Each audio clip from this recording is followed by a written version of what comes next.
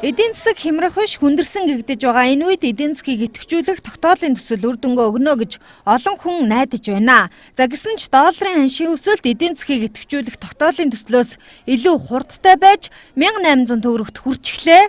Үүнээс болж иргэдийн худалдаа авах чадварт өөрчлөлт орж олон иргэдийн амьдрал хүнд байдалд шилжээд байна. За тиймээс гадаад харилцаа хөрөнгө оруулалт экспортын бүтээгдэхүүнээ цаг алдалгүй нэмэгдүүлж валютын орлого дээр ядчил 300-аас 400 сая Америк доллар нэмэгдүүлэх шаардлага байгаа юм байна. Нүүрсний хэмжээ нэмэгдсэн боловч үнэ сул байгаад идэг. За нодлонтойгоо харьцуулахад бол нүүрсний орлогоос бол жишээ нь одоо нүүрс нь гарцгаад хахад мөнгө нь орж ирэхгүй гэсэн нэг юм шинэ хүндрэл бид нар дээр бий болсон. Одоо нийт нүүрсний орлогоос бол бид нар нэгдүгээр үйлрэлхэд 150 сая доллар дутуу байсан. Одоо тэрнээс нэг жоохон орж ирэх зөрүү маань бол нэг 100 сая доллар хавцаа байж байна. Энэ мөнгнүүд бол удахгүй ороод ирнэ баг. За нөгөө талдаа мэдээж алтан дээр бид нар санхүүжилтийн асуудлуудыг эхэлсэн байгаа. Тэгэхээр бол энэ валютын орлого нь бол орж ирж байна.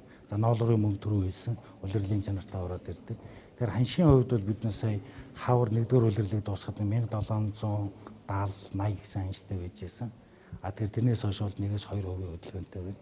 За энэ хөдөлгөөнийг бол харахтаа бол бид нар улирлын чанартай хөдөлгөөн байна гэж харж байгаа. За Монгол улсад жилдээ 8-аас 40 орчим тэрбум Америк доллар орж ирдэг байна. За 2012 оноос хойш валютын урсгал ерөнхийдөө тасраад байгаа нь эдийн засгийн хүндрэл үүсэх гол шалтгаан болсныг эдийн засагчид хэлж байгаамаа.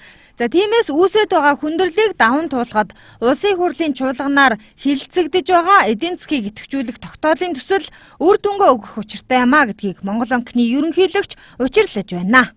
За тэгээ бусад одоо юу гэдэг аж ахуйн нэгжүүдтэй жижиг, дунд, том бүх шатанд нь тодорхой хэмжээний татварын болон татварын бус дэмжлэг, хөнгөлтүүд бол энэ тогтоол дотор орсон байгаа. Тэгэхээр өнөөдөр хууль энэ тогтоол маань батлагдсны дараа ажлын хэсгийн дарга за их хурлын гишүүдээс энэ тухай бол нэлээд дэлгэрэнгүй мэдээлэл олох гэж бодож байна.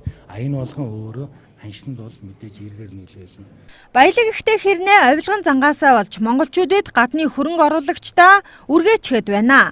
Харин одоо алдаагаа засахын тулд холбогдох хууль эрх зүйн орчиндөө өөрчлөлт оруулж хөрөнгө оруулагчдын салхи Монгол руу ирэхийг хүлээж байгаамаа.